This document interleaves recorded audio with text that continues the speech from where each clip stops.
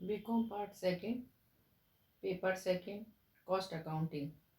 इससे पहले मैंने आपको सामग्री नियंत्रण की दो तकनीक एवं विधियां बताई थी। आज हम तीसरी विधि देखते हैं, आर्थिक आदेश मात्रा का निर्धारण। आर्थिक आदेश मात्रा ऐसी मात्रा है जिससे कि सामग्री भंडारण लागतें न्यूनतम रखी जा सकें। सामग्री भंडारण लागतें दो प्रकार की होती हैं। पहला आदेश लागत, ऑर्डर प्लेसिंग कॉस्ट, एवं दूसरा सामग्री रखने की लागत, इन्वेंट्री कैरिंग कॉस्ट। यदि छोटी छोटी मात्रा में, आपको पता है यदि हम कोई भी सामान क्रय करते हैं तो यदि हम छोटी छोटी मात्रा में सामग्री क्रय करेंगे तो इससे क्रय करने के हमारे व्यय अधिक होंगे। इसके विपरीत यदि हम एक साथ अधिक मात्रा में सामग्री का क्रय करते हैं तो क्रय आदेश लागतें हमारी कम होंगी। लेकिन हमने अधिक मात्रा में यदि सामान खरीद लिया है तो सामग्री को रखने के व्यय हमारे बढ़ जाएंगे। तो ऐसी स्थिति में हमें देखना है कि आर्थिक आदेश मात्रा, उचित आर्थिक आदेश मात्रा हमारी क्या होनी चाहिए। तो कहने का मतलब है कि आर्थिक सामग्री मात्रा वह मात्रा है जिसे क्रय करने पर उक्त दोनों प्रकार के व्यय, उक्त दोनों प्रकार के व्यय का मतलब आदेश लागत एवं सामग्री रखने की लागत के व्यय बराबर बराबर हों। सूत्र के रूप में हम इसे निम्न प्रकार से व्यक्त करेंगे, एक्सप्रेस करेंगे। सूत्र के रूप में हम इसे कैसे दिखाएंगे? EOQ। EOQ means economic order quantity is equal to, under the root में दिखाना है, 2UO/C। हम अब देखेंगे U4। U stands for annual usage, O for ordering cost per order and C for cost of carrying 1 unit for 1 year. इस प्रकार से हम आर्थिक आदेश मात्रा को, इकोनॉमिक ऑर्डर क्वांटिटी को इस सूत्र के द्वारा ज्ञात कर सकते हैं। आगे मैं आपको एक छोटी सी प्रॉब्लम के द्वारा इसको समझाने की कोशिश कर रही हूँ। एक प्रैक्टिकल प्रॉब्लम है जिसमें आपको आर्थिक आदेश मात्रा की गणना करनी है, जिसमें आपको वार्षिक प्रयोग 1600 इकाइयों का दिया हुआ है। प्रति आदेश लागत 60 रुपये दी हुई है। प्रति इकाई किराया, बीमा, कर आदि के व्यय 1 रुपये 20 पैसे प्रति इकाई प्रति वर्ष के आधार पर दिए गए। आपको आर्थिक आदेश मात्रा की गणना करनी है। अभी मैंने आपको इकोनॉमिक ऑर्डर क्वांटिटी का फॉर्मूला बताया था कि अंडर द रूट में आपको दिखाना है 2UO/C। अब यहाँ हम इसमें एक एक जो भी वैल्यू है उसको पुट करते हैं फॉर्मूले में। तो 2 आप दिखा रहे हैं into U for annual usage. Annual usage आपको कितना दिया हुआ है? 1600 इकाइयाँ। तो आप 1600 वहाँ दिखाएंगे, इंटू O फॉर प्रति आदेश लागत 60 रुपये, तो वहाँ 60 रुपये दिखाइए, अपॉन आपको C carrying cost per unit कितनी दी हुई है? 1 रुपये 20 पैसे।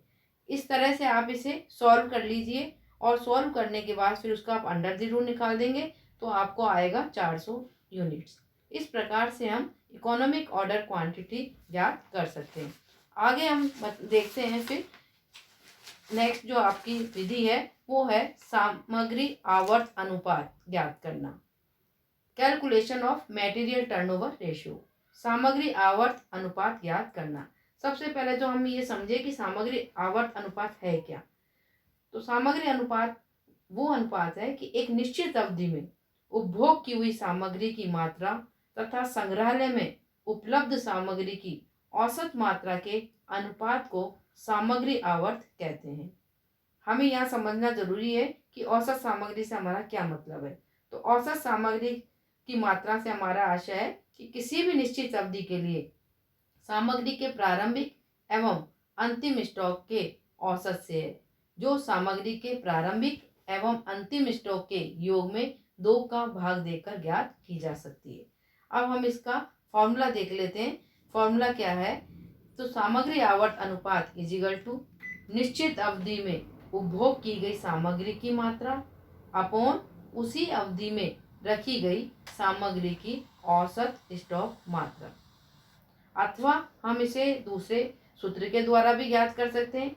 सामग्री आवर्त अनुपात इज इक्वल टू निश्चित अवधि में उपभोग की गई सामग्री का मूल्य अपॉन उसी अवधि में रखी गई सामग्री का औसत स्टॉक मूल्य।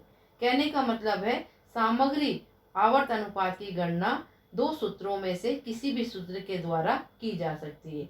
यदि आपको सामग्री की मात्रा दी गई है तो आप पहला वाला सूत्र प्रयोग में लेंगे, और यदि आपको सामग्री का मूल्य दिया गया है तो आप दूसरा वाला फार्मूला काम में लेंगे।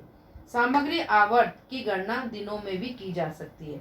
ऐसी स्थिति में इसका सूत्र होगा सामग्री आवर्त समय में, यदि आपको निकालना है दिनों में निकालना है तो इजिकल टू, यदि आपको दिन दिए हुए हैं, एक वर्ष में 365 दिन होते हैं तो 365 दिन पुट कीजिए। यदि आपको सप्ताह दिए हुए हैं तो एक साल में 52 सप्ताह होते हैं तो आप 52 सप्ताह रख सकते हैं। और यदि आपको माह दिए हुए हैं तो एक वर्ष में 12 माह होते हैं तो 12 माह लिखिएगा अपॉन सामग्री आवर्त अनुपात, जो आपने पहले जो मैंने फॉर्मूले से आपको कैलकुलेट करना बताया है उसी से आप सामग्री अनुपात ज्ञात करके यहाँ वैल्यू रखेंगे। तो इस प्रकार से हम सामग्री आवर्त अनुपात की गणना दिनों में भी कर सकते हैं। सामग्री अनुपात को अनुपात अथवा दिनों में मापा जा सकता है। आगे हम देखते हैं नेक्स्ट टेक्निक है हमारी, या जो मेथड है वो है सामग्री नियंत्रण की ABC प्रणाली, ABC सिस्टम ऑफ कंट्रोल। ये इस तकनीक को ऑलवेज बेटर कंट्रोल या ABC या मूल्यानुसार सामग्री नियंत्रण भी कहते हैं। इसमें कुछ सामग्री को A वर्ग में रखा जाता है। A वर्ग का मतलब है कि इनकी संख्या या मात्रा कुल सामग्री की 10% से 15% तक होती है, परंतु बहुत महंगी होने के कारण इसमें 70% से 85% तक विनियोग हो जाता है। B वर्ग की सामग्री मात्रा और मूल्य दोनों में ही कुल सामग्री की 20% से 30% होती है। इस पर सामान्य नियंत्रण रखा जाता है। C वर्ग की सामग्री अधिकांश स्थान घेर लेती है। इसकी मात्रा कुल सामग्री मात्रा की 50% से 70% तक होती है, परंतु विनियोग 10% से 15% ही होता है। इस पर अपेक्षाकृत कम नियंत्रण किया जाता है। नेक्स्ट हमारी टेक्निक या मेथड है निरंतर सामग्री लेखा विधि। ये जो विधि है इसमें बिन कार्ड और सामग्री खाता बही का जब हम देखते हैं तो इससे हमें मालूम होता है कि प्रत्येक कार्ड में अन्य खानों के साथ साथ एक खाना सामग्री के शेष अर्थात बैलेंस का भी बनाया जाता है।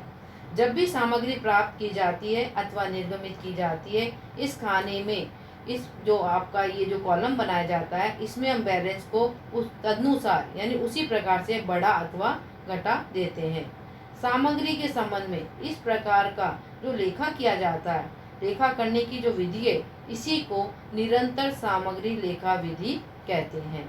नेक्स्ट हमारी टेक्निक या मेथड है सामग्री का FS&D वर्गीकरण। ये जो FS&D वर्गीकरण है ये क्या है? विभिन्न प्रकार की सामग्री, आप जानते हैं सामग्री कई प्रकार की होती है, तो विभिन्न प्रकार की सामग्रियों का सामग्री आवर्त अनुपात के आधार पर निम्नानुसार वर्गीकरण किया जाता है, जिससे कम प्रयोग में होने वाली सामग्री के स्टॉक को नियंत्रित किया जा सके। फर्स्ट है F फॉर फास्ट। इस श्रेणी में वह सामग्री होती है जिसका शीघ्र प्रयोग हो रहा है। Second S for slow. इस वर्ग में उस सामग्री को रखते हैं जिसका प्रयोग धीरे धीरे हो रहा हो। ये ध्यान रखना चाहिए कि ऐसी सामग्री का स्टॉक अधिक न हो। Third N for normal. इस श्रेणी में सामग्री का आवर्त सामान्य होता है और यह F और S के मध्य की स्थिति है। Fourth D for dead. इसमें निष्क्रिय एवं अप्रचलित प्रकार की सामग्री आती है। नेक्स्ट हमारी टेक्निक या मेथड है पुर्जों का VED वर्गीकरण। VED वर्गीकरण ये देखना है हमें, तो यह वर्गीकरण मुख्यतया मशीन के पुर्जों के भंडार में महत्वपूर्ण है, यानी जो मशीन के पुर्जों का भंडार है, स्टोर है, उसके लिए ये इम्पोर्टेंट है। इसमें सभी प्रकार के पुर्जों को उनके महत्व के अनुसार निम्नलिखित 3 भागों में बांट सकते हैं। First V for vital. इस वर्ग में उन पुर्जों को रखते हैं जिनके बिना उत्पादन ही संभव न हो, जैसे मशीन की सुई। Second E for essential. इस वर्ग में उन पुर्जों को रखते हैं जिनके बिना उत्पादन तो संभव है, परंतु जिनके न होने पर उत्पादन क्षमता काफ़ी प्रभावित होती है, जैसे मशीन का तेल। थर्ड, डी फॉर डिजायरेबल, इनसे उत्पादन पर विशेष प्रभाव नहीं पड़ता, परंतु मशीन व श्रमिकों की सुरक्षा तथा मशीन की दीर्घकालीन क्षमता बनाए रखने के लिए ये उपयुक्त होती है, जैसे मशीन का कवर। नेक्स्ट हमारी जो टेक्निक है या जो हमारा मेथड है वो है JIT विचारधारा। JIT विचारधारा, ये विचारधारा क्या है? इस विचारधारा का संबंध क्रिया आधारित नियंत्रण से है। क्रिया आधारित नियंत्रण की विचारधारा में हम सभी क्रियाओं का अवलोकन इस बेसिस पर करते हैं कि वह क्रिया उत्पादन का मूल्य बढ़ाती है अथवा नहीं। उदाहरण से हम इसको समझ सकते हैं कि वस्तु पर पॉलिश करने की क्रिया वस्तु का मूल्य बढ़ाती है। यदि हम वस्तु पर पॉलिश करेंगे तो इससे वस्तु का मूल्य बढ़ जाएगा, परंतु उसे स्टॉक में अधिक समय रखने से उसकी उपयोगिता या मूल्य नहीं बढ़ता, सिर्फ भंडारण की लागतें ही आपकी बढ़ जाती हैं या लगती हैं। इस आधार पर जापान में JIT का प्रयोग अधिकांश उद्योगों में होता है। कहने का मतलब है जापान में ये टेक्निक, ये विचारधारा जो है अधिकांश उद्योगों में अपनाई जाती है। वहाँ क्या होता है कि जो भी उन्हें कच्चा माल चाहिए उसकी पूर्ति प्रातः काल में ही पूर्तिकर्ता सप्लायर द्वारा कर दी जाती है और शाम को निर्मित माल यानी उस कच्चे माल से निर्मित माल बनाकर ग्राहकों को पहुंचा दिया जाता है। इस प्रकार इन्वेंट्री को शून्य स्तर पर तक लाने का प्रयास किया जाता है। ये है हमारी JIT विचारधारा। Thank you.